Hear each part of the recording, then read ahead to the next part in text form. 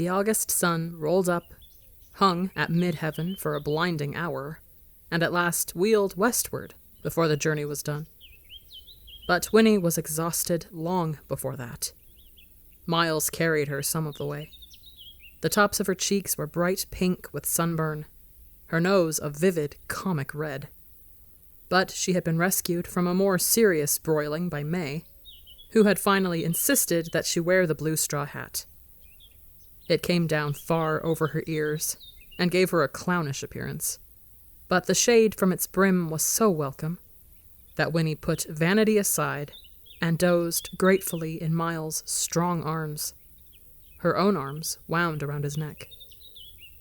The pastures, fields, and scrubby groves they crossed were vigorous with bees, and crickets leapt before them, as if each step released a spring and flung them up like pebbles. But everything else was motionless, dry as a biscuit, on the brink of burning, hoarding final reservoirs of sap, trying to hold on till the rain returned, and Queen Anne's lace lay dusty on the surface of the meadows like foam on a painted sea. It was amazing, then, to climb a long hill, to see ahead another hill, and beyond that, the deep green of a scattered pine forest, and as you climbed, to feel the air ease and soften. Winnie revived, sniffing, and was able to ride the horse again, perched behind May. And to her oft-repeated question, "Are we almost there?" the welcome answer came at last. "Only a few more minutes now." A wide stand of dark pines rose up, loomed nearer, and suddenly Jessie was crying. "We're home! This is it, Winnie Foster!" And he and Miles raced on and disappeared among the trees.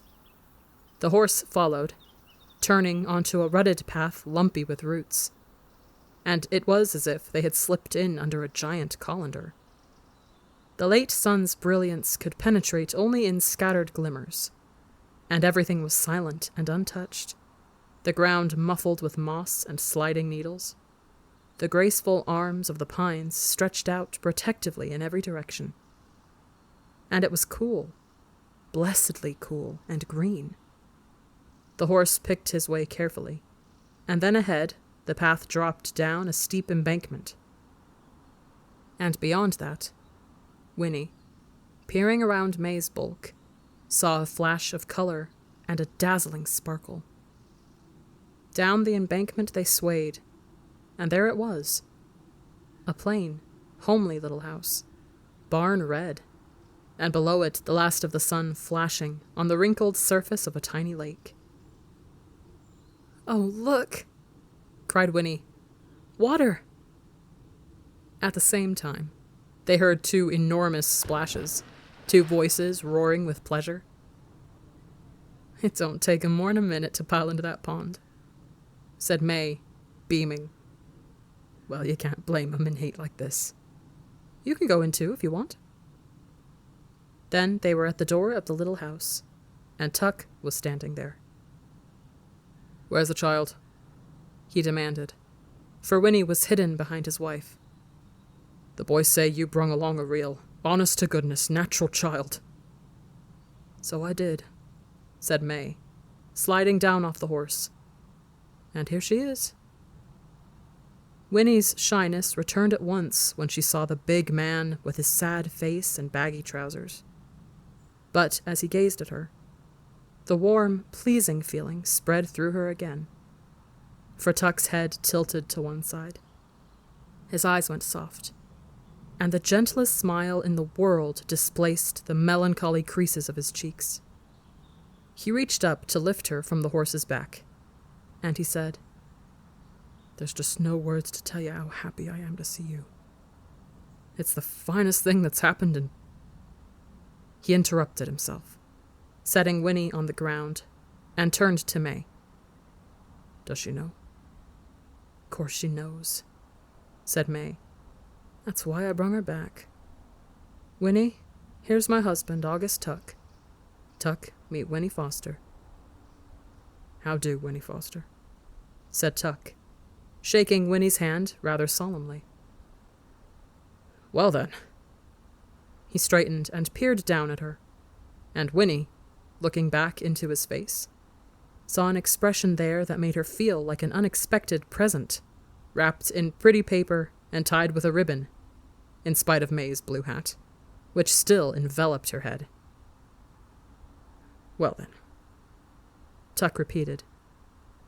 Seeing you know, I'll go on and say this is the finest thing that's happened in, at least 80 years. Winnie had grown up with order. She was used to it. Under the pitiless double assaults of her mother and grandmother, the cottage where she lived was always squeaking clean, mopped and swept and scoured in limp submission. There was no room for carelessness, no putting things off until later. The foster women made a fortress out of duty. Within it, they were indomitable. And Winnie was in training. So she was unprepared for the homely little house beside the pond. Unprepared for the gentle eddies of dust, the silver cobwebs, the mouse who lived, and welcome to him, in a table drawer. There were only 3 rooms. The kitchen came first, with an open cabinet where dishes were stacked in perilous towers without the least regard for their varying dimensions. There was an enormous black stove, and a metal sink, and every surface, every wall, was piled and strewn and hung with everything imaginable, from onions to lanterns to wooden spoons to washtubs. And in a corner stood Tuck's forgotten shotgun. The parlor came next, where the furniture, loose and sloping with age, was set about helter-skelter. An ancient green plush sofa lolled alone in the center, like yet another mossy fallen log, facing a soot-streaked fireplace, still deep in last winter's ashes. The table with the drawer that housed the mouse was pushed off, also alone, into a far corner, and 3 armchairs and an elderly rocker stood about aimlessly, like strangers at a party, ignoring each other. Beyond this was the bedroom, where a vast and tipsy brass bed took up most of the space. But there was room beside it for the washstand, with the lonely mirror, and opposite its foot, a cavernous oak wardrobe, from which leaked the faint smell of camphor. Up a steep flight of narrow stairs was a dusty loft. That's where the boys sleep when they're home, May explained, and that was all. And yet it was not quite all. For there was everywhere evidence of their activities, May's and Tuck's.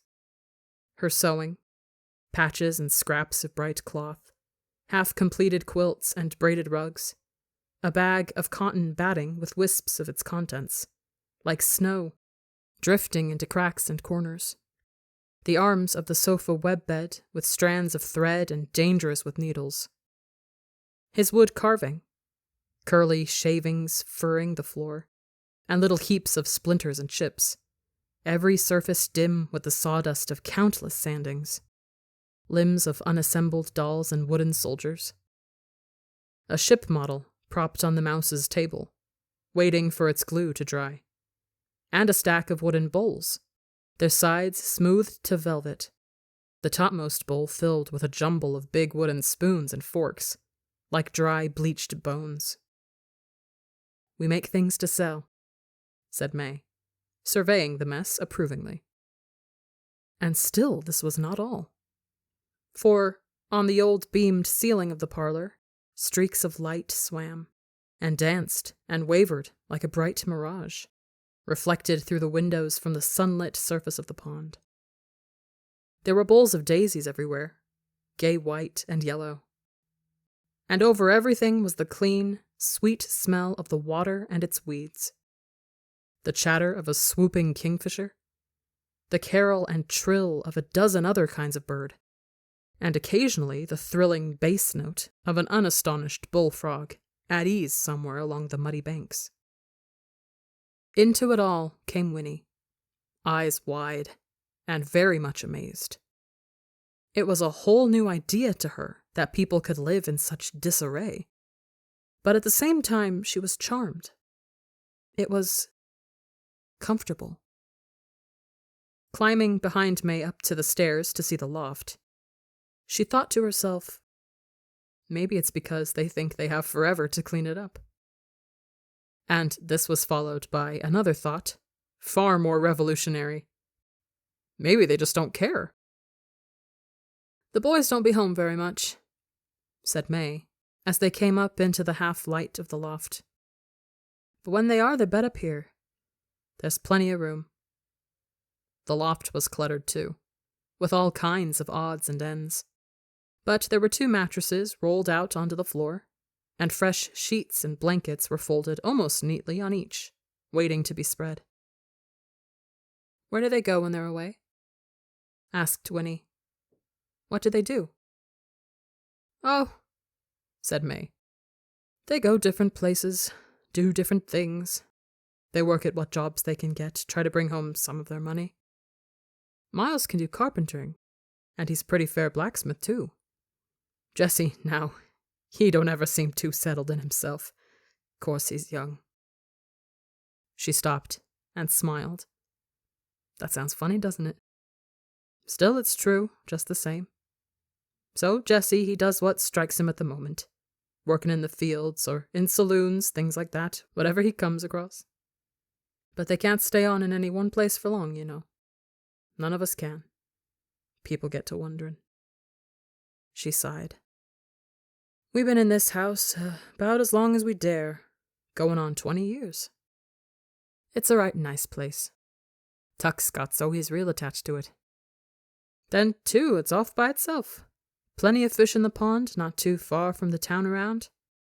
When we need things, we go sometimes to one, sometimes the next, so people don't come to notice us much. And we'll sell where we can. But I guess we'll be moving on one of these days. It's just about time. It sounded rather sad to Winnie. Never to belong anywhere. That's too bad, she said, glancing shyly at May. Always moving around and never having any friends or anything? But May shrugged off this observation. Tuck and me, we got each other, she said. And that's a lot. The boys, now, they go their separate ways. They're some different, don't always get on too good. But they come home whenever the spirit moves, and every 10 years, first week of August, they meet at the spring and come home together so's we can be a family again for a little while. That's why I was there this morning. One way or another, it all works out. She folded her arms and nodded, more to herself than to Winnie. Life's got to be lived, no matter how long or short, she said calmly. You got to take what comes. We just go along, like everybody else, one day at a time. Funny. We don't feel no different. Leastways, I don't. Sometimes I forget about what's happened to us. Forget it altogether. And then sometimes it comes over me, and I wonder why it happened to us.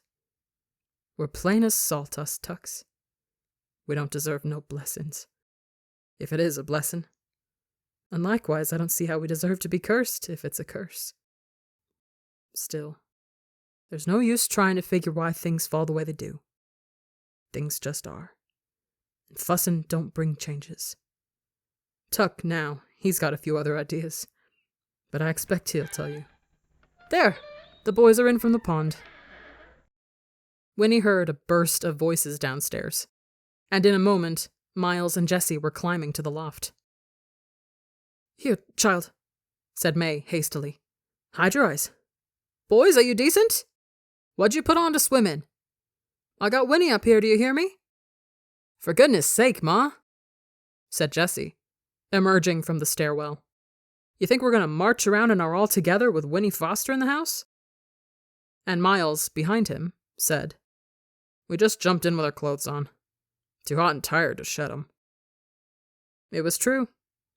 They stood there side by side with their wet clothes plastered to their skin, little pools of water collecting at their feet. Well, said May, relieved. All right. Find something dry to put on. Your pa's got supper nearly ready. And she hustled Winnie down the narrow stairs. It was a good supper. flapjacks, bacon, bread, and applesauce. But they ate sitting about in the parlor instead of around a table. Winnie had never had a meal that way before, and she watched them carefully at first, to see what rules there might be that she did not know about. But there seemed to be no rules.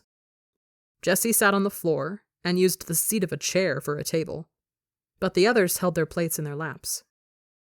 There were no napkins. It was all right, then, to lick the maple syrup from your fingers. Winnie was never allowed to do such a thing at home, but she had thought it would always be the easiest way. And suddenly, the meal seemed luxurious.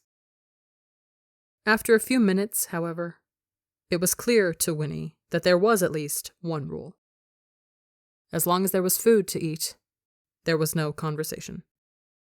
All 4 Tucks kept their eyes and their attention on the business at hand. And in the silence, given time to think, Winnie felt her elation and her thoughtless pleasure wobble and collapse. It had been different when they were out of doors, where the world belonged to everyone and no one. Here, everything was theirs alone. Everything was done their way. Eating, she realized now, was a very personal thing, not something to do with strangers. Chewing was a personal thing. Yet here she was, chewing with strangers in a strange place. She shivered a little and frowned, looking round at them. That story they had told her. Why, they were crazy, she thought harshly. And they were criminals. They had kidnapped her, right out of the middle of her very own wood, and now she would be expected to sleep, all night, in this dirty, peculiar house. She had never slept in any bed but her own in her life. All these thoughts flowed at once from the dark part of her mind. She put down her fork and said, unsteadily, "I want to go home." The Tucks stopped eating and looked at her, surprised. May said, soothingly, "Why, of course you do, child. That's only natural. I'll take you home. I promised I would. Soon's we've explained a bit as to why you got to promise you'll never tell about the spring. That's the only reason we brung you here. We've got to make you see why." Then Miles said, cheerfully and with sudden sympathy, "There's a pretty good old rowboat. I'll take you out for a row after supper." "No, I will," said Jessie. "Let me. I found her first, didn't I, Winnie Foster? Listen, I'll show you where the frogs are and—" "Hush," Tuck interrupted. "Everyone hush. I'll take Winnie rowing on the pond. There's a good deal to be said, and I think we better hurry up and say it. I got a feeling there ain't a whole lot of time." Jessie laughed at this and ran a hand roughly through his curls. "That's funny, Pa. Seems to me like time's the only thing we got a lot of." But May frowned. "You worried, Tuck? What's got you? No one saw us on the way up? Well, now, wait a bit. Yes, they did, come to think of it. There was a man on the road just outside Tree Gap, but he didn't say nothing." "He knows me, though," said Winnie. She had forgotten, too, about the man in the yellow suit, and now, thinking of him, she felt a surge of relief. "He'll tell my father he saw me." "He knows you?" said May, her frown deepening. "But you didn't call out to him, child. Why not?"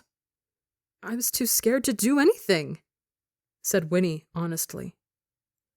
Tuck shook his head. "I never thought we'd come to the place where we'd be scaring children," he said.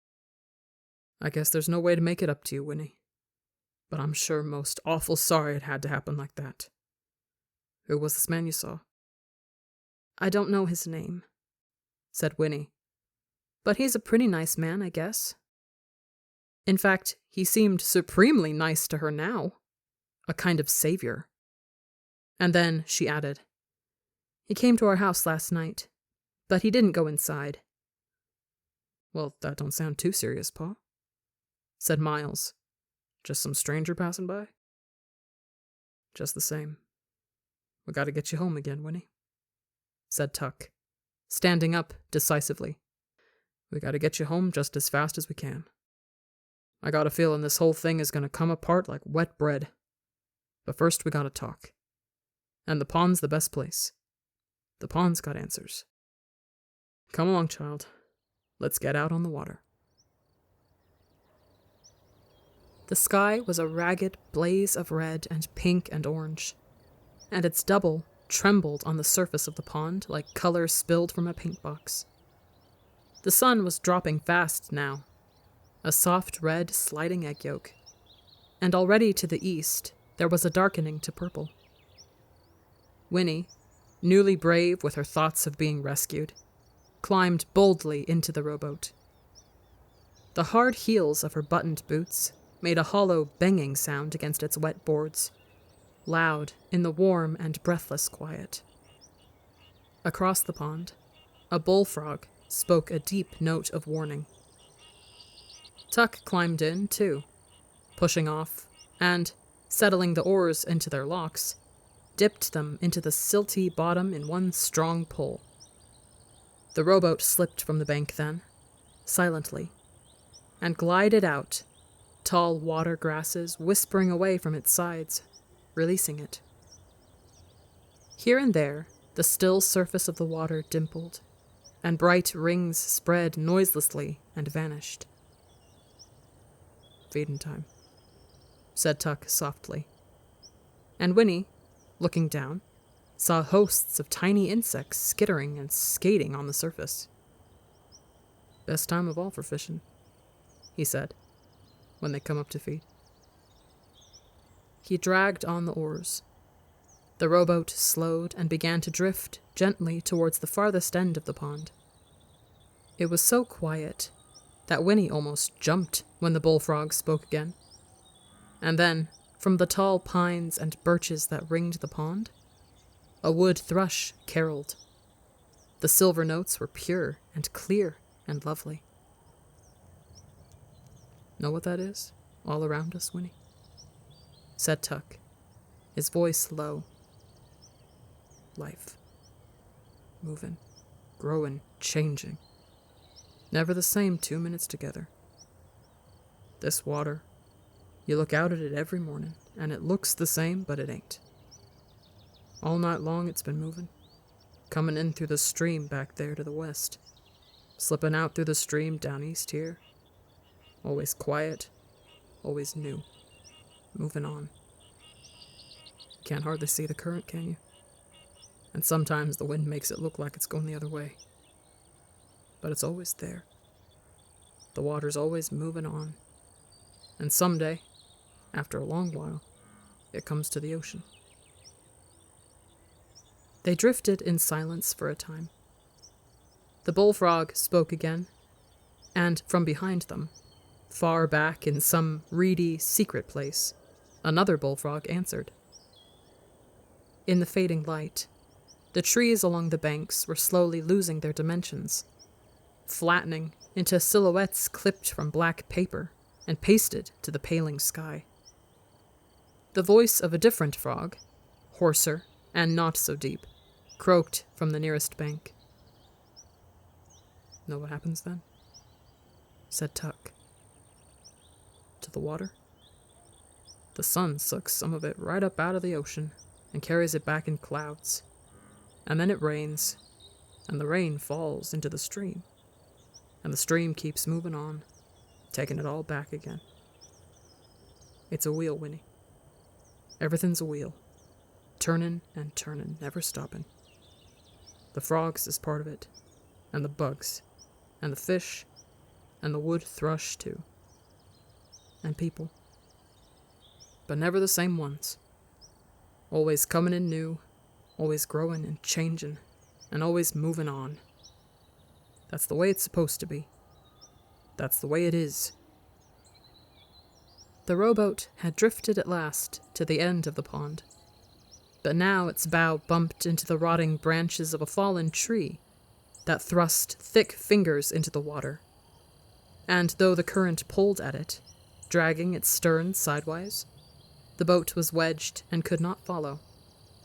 The water slipped past it, out between clumps of reeds and brambles, and gurgled down a narrow bed, over stones and pebbles, foaming a little, moving swiftly now after its slow trip between the pond's wide banks. And, farther down, Winnie could see that it hurried into a curve, around a leaning willow, and disappeared. "It goes on," Tuck repeated, "to the ocean. But this rowboat now, it's stuck. If we didn't move it ourselves, it would stay here forever, trying to get loose, but stuck. That's what us Tucks are, Winnie. Stuck says we can't move on. We ain't part of that wheel no more. Dropped off, Winnie. Left behind. And everywhere around us things is moving and growing and changing. You, for instance. A child now, but someday a woman. And after that moving on to make room for the new children." Winnie blinked, and all at once her mind was drowned with understanding of what he was saying. For she, yes, even she, would go out of the world willy-nilly someday. Just go out, like the flame of a candle, and no use protesting. It was a certainty. She would try very hard not to think of it, but sometimes, as now, it would be forced upon her. She raged against it, helpless and insulted, and blurted at last, "I don't want to die." "No," said Tuck calmly. "Not now. Your time's not now. But dying's part of the wheel, right there next to being born. You can't pick out the pieces you like and leave the rest. Being part of the whole thing, that's the blessing. But it's passing us by, us Tucks. Living's heavy work. But off to one side, the way we are, it's useless too. It don't make sense. If I'd knowed how to climb back onto the wheel, I'd do it in a minute. You can't have a living without dying. So you can't call it living what we got. We just are. We just be, like rocks beside the road." Tuck's voice was rough now, and Winnie, amazed, sat rigid. No one had ever talked to her of things like this before. "I want to grow again," he said fiercely, "and change. And if that means I gotta move on at the end of it, then I want that too. Listen, Winnie, it's something you don't find out how you feel until afterwards. If people knowed about the spring down there in Tree Gap, they'd all come running like pigs to slops. They'd trample each other trying to get some of that water. That'd be bad enough, but afterwards, can you imagine? All the little ones little forever. All the old ones old forever. Can you picture what that means? Forever? The wheel would keep on going round, the water rolling by the ocean, but the people would have turned into nothing but rocks by the side of the road, 'cause they wouldn't know till after, and then it'd be too late." He peered at her, and Winnie saw that his face was pinched with the effort of explaining. "Do you see now, child? Do you understand? Oh, Lord, I just gotta make you understand." There was a long, long moment of silence. Winnie, struggling with the anguish of all these things, could only sit hunched and numb, the sound of the water rolling in her ears. It was black and silky now. It lapped at the sides of the rowboat and hurried on around them into the stream.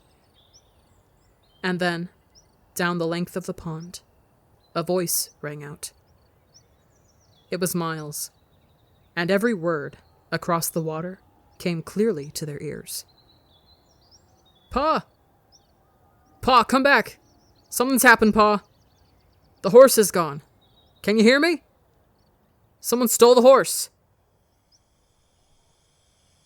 Sometime later, The man in the yellow suit slipped down from the saddle and tied the Tuck's old horse to a bar of the Foster's fence.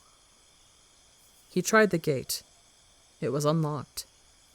He pushed through and strode up the path to the door of the cottage. Though it was very late now, almost midnight, the windows glowed golden. The family had not gone to bed.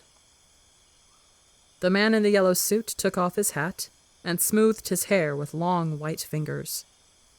Then he knocked at the door. It was opened at once by Winnie's grandmother, and before she could speak, the man said quickly, "Ah, good evening. May I come in? I have happy news for you. I know where they've taken the little girl." There had been nothing for the Tucks to do but go to bed. It was too dark now to go out looking for the horse thief. And anyway, they had no idea when he had done his thieving, or which way he had gone. "That beats all, though, don't it, Pa?" said Jessie. "Coming up to a person's house and stealing their horse right out from under their nose?" "I gotta give you that," said Tuck. "But the question is, was it just some ordinary thief, or was it someone that had some special reason? I don't like it. I got a bad feeling about the whole thing." "Hush now, Tuck," said May. She was spreading a quilt on the old sofa, making it into a bed for Winnie. "You're too much of a worrier. There's nothing we can do about it now, so there's no sense fussin'. You got no reason to think there's something peculiar about it anyway.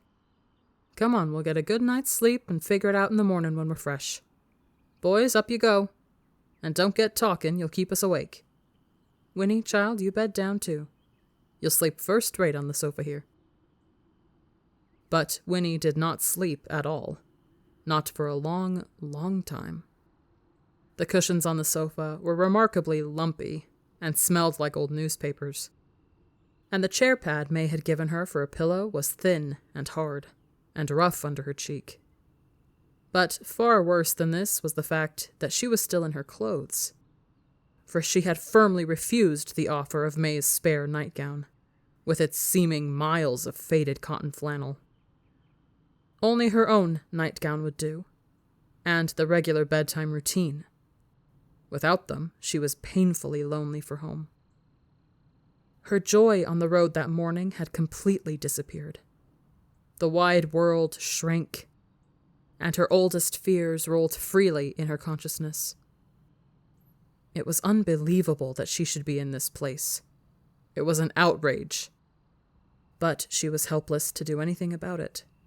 Helpless to control it, and exhausted by the conversation in the rowboat. Was it true? Could they really never die, these Tucks? It had evidently not occurred to them that she might not believe it. They were only concerned that she keep it a secret. Well, she did not believe it. It was nonsense. Wasn't it? Well, wasn't it? Winnie's head whirled. Remembering the man in the yellow suit was the only thing that kept her from weeping. He's told them by now, she thought, rehearsing it. They've been looking for me for hours, but they don't know where to look. No, the man saw which way we were headed.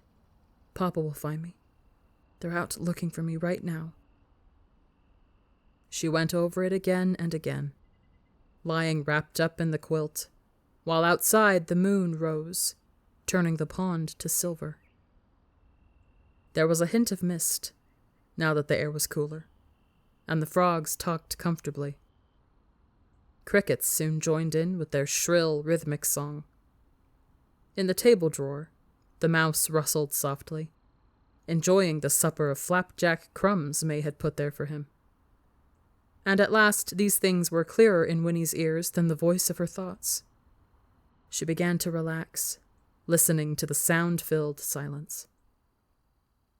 Then, just as she was drifting into sleep, she heard soft footsteps, and May was beside her. "You restin' easy, child?" she whispered. "I'm all right, thank you," said Winnie. "I'm sorry about everything," said May. "I just didn't know no other way but to bring you back with us. I know it ain't very happy for you here, but, well, anyway, you have a good talk with Tuck?" "I guess so," said Winnie. "That's good. Well, I'm going back to bed. Get good sleep." "All right," said Winnie. But still, May lingered. "We've been alone so long," she said at last. "I guess we don't know how to do with visitors. But still and all, it's a good feeling, you being here with us. I wish you was ours." She put out an awkward hand then, and touched Winnie's hair. "Well," she said. "Good night." "Good night," said Winnie. Tuck came, too, a little later, to peer down at her anxiously. He was wearing a long white nightshirt, and his hair was rumpled. "Oh," he said. "You still awake? Everything all right?" "Yes," said Winnie. "I didn't mean to go disturbing you," he said. "But I've been laying in there thinking I ought to be setting out here with you till you went to sleep." "You don't have to do that," said Winnie, surprised and touched. "I'm all right." He looked uncertain. "Well, but if you want something, will you holler? I'm just in the next room. I'd be out here like a shot."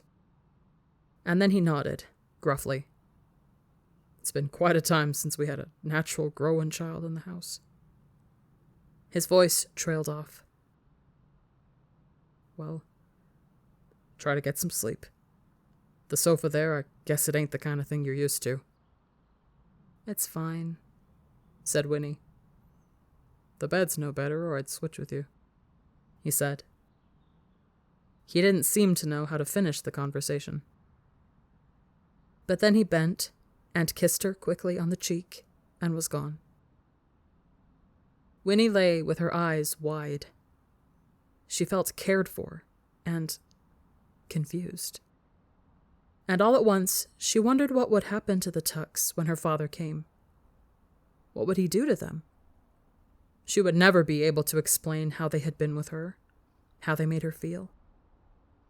She remembered, guiltily, that at supper she had decided they were criminals. Well, but they were. And yet... And then a final visitor made her confusion complete. There was a creaking on the loft stairs, and Jessie was looking down at her, very beautiful and eager in the faint blue moonlight. "Hey, Winnie Foster?" he whispered. "You asleep?" This time she sat up, pulling the quilt around her in sudden embarrassment, and answered, "No, not yet." "Well then, listen." He knelt beside her, his curls tumbled and his eyes wide. "I've been thinking it over. Pa's right about you having to keep the secret. It's not hard to see why. But the thing is, you know about the water already. And living right next to it so's you could go down there any time, well, listen. How'd it be if you was to wait till you're 17? Same age as me. Heck, that's only 6 years off. And then you could go and drink some. And then you could go away with me. We could get married even. That'd be pretty good, wouldn't it? We could have a grand old time, go all around the world, see everything. Listen, Ma and Pa and Miles, they don't know how to enjoy it, what we got. Why, heck, Winnie, life's to enjoy yourself, isn't it? What else is it good for? That's what I say. And you and me, we could have a good time that never stopped. Wouldn't that be something?" Once more, Winnie adored him, kneeling there beside her in the moonlight. He wasn't crazy. How could he be? He was just amazing. But she was struck dumb. All she could do was stare at him. "You think on it, Winnie Foster," Jessie whispered earnestly. "Think on it some, and see if it don't sound good. Anyway, I'll see you in the morning, all right? All right. She managed to whisper in return. He slipped away then, back up the creaking steps, but Winnie sat upright, wide awake, her cheeks burning. She could not deal with this remarkable suggestion. She could not think on it, for she didn't know what to believe about anything. She lay down again, finally, and stared into the moonlight for another half an hour before she fell asleep. In Treegap, the same moonlight silvered the roof of the Touch-Me-Not cottage, but inside, the lamps were burning. "That's right," said the man in the yellow suit. "I know where she is." He sat back in his chair in the Fosters' spotless parlor, crossing his long, thin legs, and the suspended foot began a rhythmic jiggling. He hung his hat on his knee and smiled, his eyes nearly closed. "I followed them, you see. She's with them now. As soon as I saw they'd arrived at their destination, I turned around and came directly back. I thought you'd be staying up. You've been looking for her all day, of course. It must be quite a worry." He lifted a hand then, ignoring their exclamations, and began to smooth the thin hairs of his beard. "You know," he said thoughtfully, "I've come a long way, looking for a wood exactly like the one you've got next door here. It would mean a great deal to me to own it. And how pleasant to have neighbors like yourselves. Now, understand, I wouldn't cut down many of the trees. I'm no barbarian, you can see that. No, just a few. You wouldn't find it different at all, really." He gestured with his long white fingers and smiled, his face crinkling pleasantly. "We'd be good friends, I think. Why, the little girl and I were friends already. It would be a great relief to see her safely home again, wouldn't it?" He clicked his tongue and frowned. "Dreadful thing, kidnapping. Isn't it fortunate that I was a witness? Why, without me, you might never have heard a word. They're rough country people, the ones that took her. There's just no telling what illiterates like that might do. Yes," he sighed, lifting his eyebrows and smiling again. "It looks as if I'm the only person in the whole world who knows where to find her." And then the man in the yellow suit sat forward. His long face took on a hard expression. "Now, I don't have to spell things out for people like yourselves. Some types one comes across can't seem to cut their way through any problem, and that does make things difficult. But you, I don't have to explain the situation to you. I've got what you want, and you've got what I want. Of course, you might find that child without me, but you might not find her in time. So, I want the wood, and you want the child. It's a trade. A simple, clear-cut trade." He looked around at the three shocked faces, and, as if he were seeing nothing there but calm agreement, he smiled delightedly and rubbed his hands together. "Done and done," he said. "I knew right away. I said to myself, now here's a group of intelligent, reasonable people. I'm seldom wrong as a judge of character, very seldom disappointed. So, all that remains is to write it up on paper, giving me the wood, and to sign it. It's best, don't you agree, to keep things legal and tidy. The rest is easy. Nothing to it. You go for your local constable, and he and I ride out and bring back the child and the criminals. No, oh no, Mr. Foster. I understand your concerns, but you mustn't come along. We'll do this business my way. There now. Your terrible ordeal is as good as over, isn't it? I'm so thankful I was here to help you out." The constable was fat, and he was sleepy.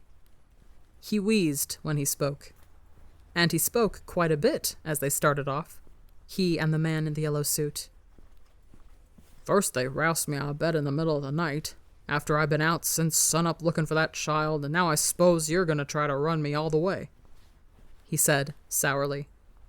"I gotta tell you, this horse of mine is none too strong. I don't have to hurry her as a rule, so most of the time it don't matter. Seems to me we could have waited till dawn anyway."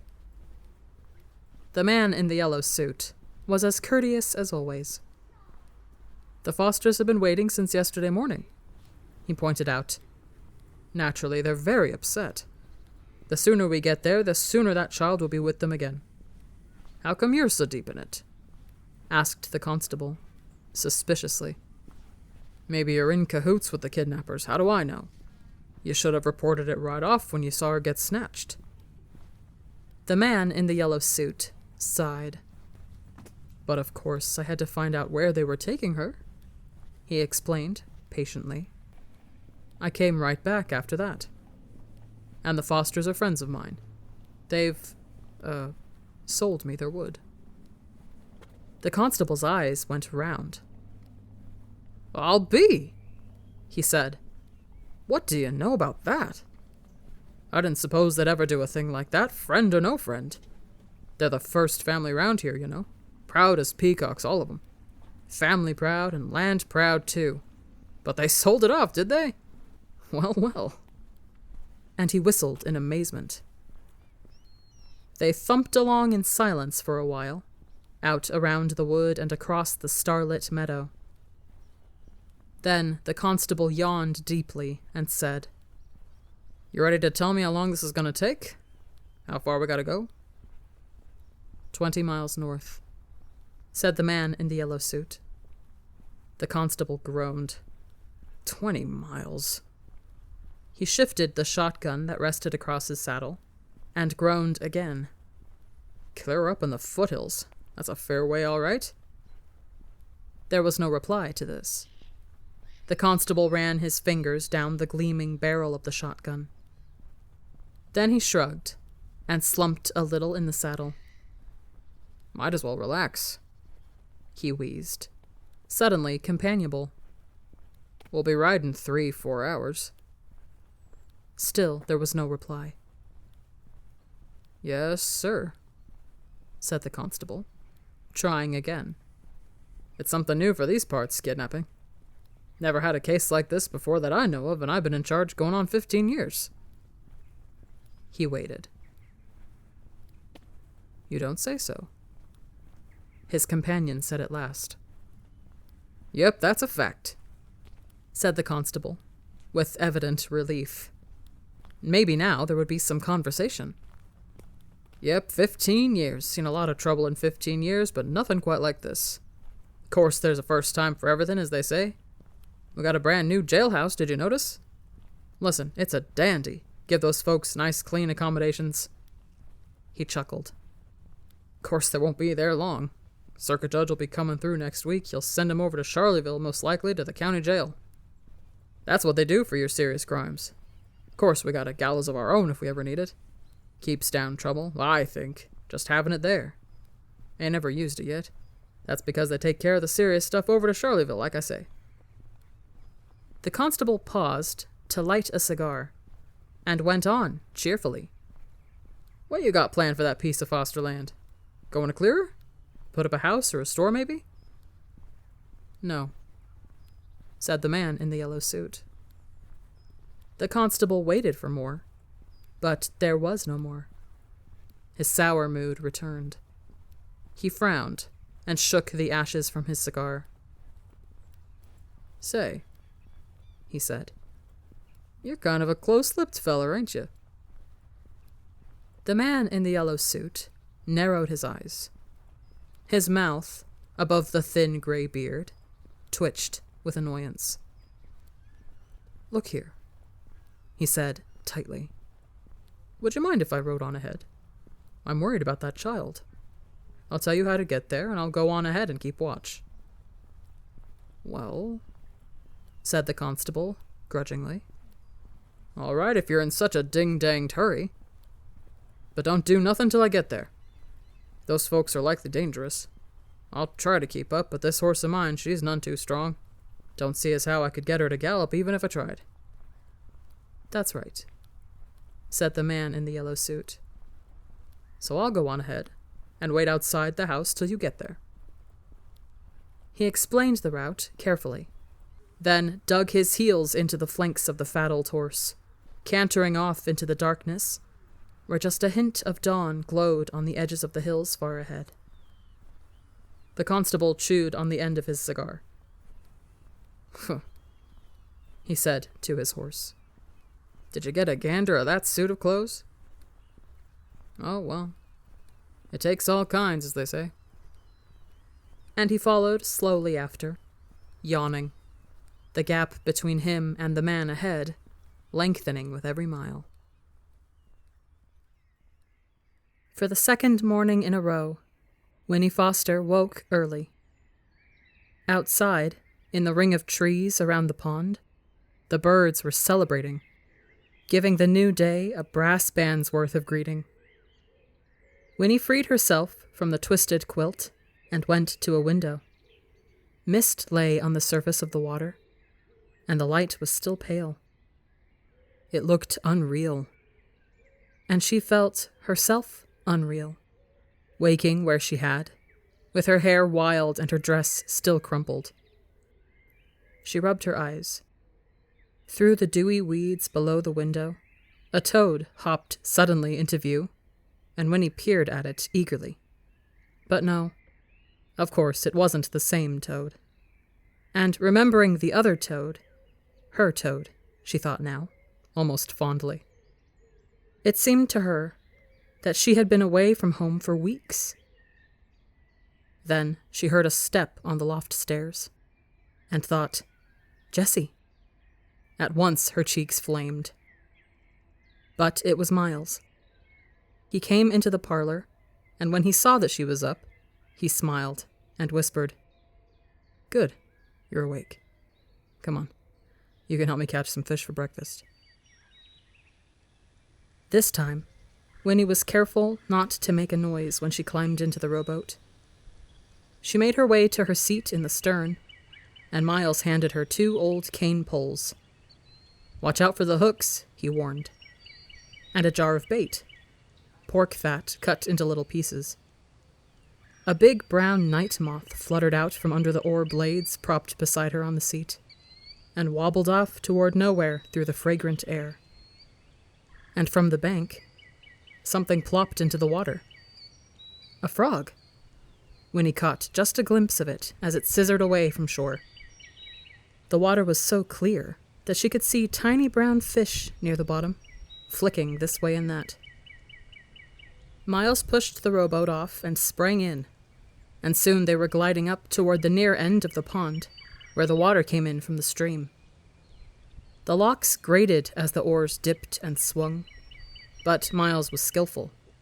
He rowed without a single splash. The dripping from the blades, as they lifted, sent rows of overlapping circles spreading silently behind them. It was very peaceful. "They'll take me home today," thought Winnie. She was somehow certain of this, and began to feel quite cheerful. She had been kidnapped, but nothing bad had happened, and now it was almost over. Now, remembering the visits of the night before, she smiled, and found that she loved them, this most peculiar family. They were her friends, after all, and hers alone. "How'd you sleep?" Miles asked her. "All right," she said. "That's good. I'm glad. Ever been fishing before?" "No," she told him. "You'll like it. It's fun." And he smiled at her. The mist was lifting now, as the sun poked up above the trees, and the water sparkled. Miles guided the rowboat near a spot where lily pads lay like upturned palms on the surface. "We'll let her drift some here," he said. "There'll be trout down in those weeds and stems. Here, give me the poles and I'll bait the hooks for us." Winnie sat watching him as he worked. His face was like Jessie's, and yet not like. It was thinner, without Jessie's rounded cheeks, and paler, and his hair was almost straight, clipped neatly below the ears. His hands were different, too. The fingers thicker, the skin scrubbed-looking, but black at the knuckles and under the nails. Winnie remembered then that he worked sometimes as a blacksmith, and indeed, his shoulders, under his threadbare shirt, were broad and muscled. He looked solid, like an ore, whereas Jessie, well, she decided, Jessie was like water, thin and quick. Miles seemed to sense that she was watching him. He looked up from the bait jar, and his eyes, returning her gaze, were soft. "Remember I told you I had 2 children?" he asked. "Well, one of them was a girl. I took her fishing too." His face clouded then, and he shook his head. "Her name was Anna. Lord, how sweet she was. That child. It's queer to think she'd be close to 80 now, if she's even still alive. And my son, he'd be 82. Winnie looked at his young, strong face, and after a moment, she said, "Why didn't you take them to the spring and give them some of the special water?" "Well, of course we didn't realize about the spring while we were still on the farm," said Miles. "Afterwards, I thought about going to find them. I wanted to, heaven knows. But, Winnie, how'd it have been if I had? My wife was nearly 40 by then, and the children, well, what was the use? They'd have been near growed themselves. They'd have had a pa close to the same age they was. No. It'd all have been so mixed up and peculiar, and it just wouldn't have worked. Then, Pa, he was dead set against it anyway. The fewer people know about the spring, he says, the fewer there are to tell about it. Here's your pole. Just ease the hook down in the water. You'll know when you get a bite." Winnie clutched her pole, sitting sidewise in the stern, and watched the baited hook sink slowly down. A dragonfly, a brilliant blue jewel, darted up and paused over the lily pads, then swung up and away. From the nearest bank, a bullfrog spoke. "There certainly are a lot of frogs around here," Winnie observed. "That's so," said Miles. "They'll keep coming, too, long as the turtles stay away. Snappers, now, they'll eat a frog soon as look at him." Winnie thought about this peril to the frogs, and sighed. "It'd be nice," she said, "if nothing ever had to die." "Well, now, I don't know," said Miles. "If you think on it, you come to see there'd be so many creatures, including people. We'd all be squeezed in right up next to each other before long." Winnie squinted at her fishing line and tried to picture a teeming world. She said. "Yes, I guess you're right." Suddenly, the cane pole jerked in her hands and bent into an arch, its tip dragged down nearly to the water's surface. Winnie held on tight to the handle, her eyes wide. "Hey! Hey!" cried Miles. "Look there, you got a bite! Fresh trout for breakfast, Winnie." But just as suddenly, the pole whipped straight again and the line went slack. "Shucks," said Miles. "It got away." "I'm kind of glad," Winnie admitted, easing her rigid grip on the butt of the pole. "You fish, Miles. I'm not sure I want to." And so they drifted for a little longer. The sky was blue and hard now. The last of the mist dissolved, and the sun, stepping higher above the trees, was hot on Winnie's back. The first week of August was reasserting itself after a good night's sleep. It would be another searing day. A mosquito appeared and sat down on Winnie's knee. She slapped at it, absently, thinking about what Miles had said. If all the mosquitoes lived forever, and if they kept on having babies, it would be terrible. The Tucks were right. It would be best if no one knew about the spring, including the mosquitoes. She would keep the secret. She looked at Miles, and then she asked him, "What will you do if you've got so much time?" "Someday," said Miles, "I'll find a way to do something important." Winnie nodded. That was what she wanted. "The way I see it," Miles went on, "it's no good hiding yourself away, like Pa and lots of other people. It's no good just thinking of your own pleasure either. People gotta do something useful if they're gonna take up space in the world." "But what will you do?" Winnie persisted. "I don't know yet," said Miles. "I ain't had no schooling or nothing, and that makes it harder." Then he set his jaw and added, "I'll find a way, though. I'll locate something." Winnie nodded. She reached out and ran her fingers along a lily pad that lay on the water beside the boat. It was warm and very dry, like a blotter, but near its center was a single drop of water, round and perfect.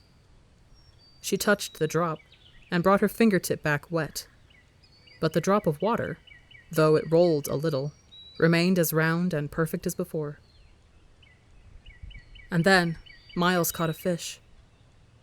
There it flopped, in the bottom of the boat, its jaw working, its gills fanning rapidly. Winnie drew up her knees and stared at it. It was beautiful, and horrible too, with gleaming rainbow-colored scales and an eye like marble, beginning to dim even as she watched it. The hook was caught in its upper lip, and suddenly Winnie wanted to weep. "Put it back, Miles," she said, her voice dry and harsh. "Put it back right away." Miles started to protest, and then, looking at her face, he picked up the trout and gently worked the barbed hook free. "All right, Winnie," he said. He dropped the fish over the edge of the boat. It flipped its tail and disappeared under the lily pads. "Will he be all right?" asked Winnie, feeling foolish and happy, both at once. "It'll be all right," Miles assured her. And then he said, "People gotta be meat eaters sometimes, though. It's the natural way, and that means killing things." "I know," said Winnie weakly. "But still." "Yes," said Miles. "I know." And so there were flapjacks again for breakfast, but no one seemed to mind. "Didn't get a bite, eh?" said May. "Nah," said Miles. "Nothing we wanted to keep." That was true, anyway. And though Winnie blushed as he said it, she was grateful that he didn't explain. "Never mind," said May. "You're likely out of practice. Tomorrow, maybe." "Sure," said Miles. "Tomorrow." But it was the thought of seeing Jessie again that kept Winnie's stomach fluttering. And at last he came down from the loft, yawning and rosy, rubbing his curls, just as May was piling the plates with flapjacks. "Well, slug-a-bit," she said to him fondly. "You come near to missing breakfast. Miles and Winnie been up for hours, out fishing and back already." "Oh?" said Jessie, his eyes on Miles. "Where's the fish, then? How come we got nothing but flapjacks?" "No luck," said May. "They wasn't biting for some reason." "Reason is Miles don't know how to fish," said Jessie. He grinned at Winnie, and she lowered her eyes, her heart thumping. "It don't matter," said May. "We got plenty without. Come and get your plates, everybody." They sat about in the parlor, as they had the night before. The ceiling swam with bright reflections, and sunlight streamed across the dusty, chip-strewn floor. May surveyed it all and sighed contentedly. "Now this is real nice," she said, her fork poised above her plate. "Everyone's sitting down together, and having Winnie here. Why, it's just like a party." That's the truth," said Jessie and Miles both together. and Winnie felt a rush of happiness. "Still, we got things to discuss," Tuck reminded them. "There's the business of the horse getting stole, and we gotta get Winnie home where she belongs. How we gonna do that without the horse?" "After breakfast, Tuck," said May firmly. "Don't spoil a good meal with a lot of talk. We'll get to it soon enough." So they were silent, eating. And this time, Winnie licked the syrup from her fingers without pausing to think about it first. Her fears at last night's supper seemed silly to her now. Perhaps they were crazy, but they weren't criminals. She loved them. They belonged to her. Tuck said, "How'd you sleep, child?" And she answered, "Just fine," and wished, for a fleeting moment, that she could stay with them forever in that sunny, untidy little house by the pond. Grow up with them, and perhaps, if it was true about the spring, then perhaps when she was 17. She glanced at Jesse, where he sat on the floor, his curly head bent over his plate. Then she looked at Miles, and then her eyes went to Tuck and lingered on his sad, creased face. It occurred to her that he was the dearest of them all, though she couldn't have explained why she felt that way. However, there wasn't time to wonder, for at that moment, someone knocked at the door. It was such an alien sound, so sudden and surprising that May dropped her fork, and everyone looked up, startled. "Who's that?" said Tuck. "I can't imagine," whispered May. "We ain't never had callers in all the years we've been here." The knock came again. "I'll go, Ma." "No, stay where you are," she said. "I'll go." She put her plate down carefully on the floor and stood up, straightening her skirts. Then she went to the kitchen and opened the door. Winnie recognized the voice at once. It was a rich and pleasant voice, the man in the yellow suit. And he was saying, "Good morning, Mrs. Tuck. It is Mrs. Tuck, isn't it? May I come in?"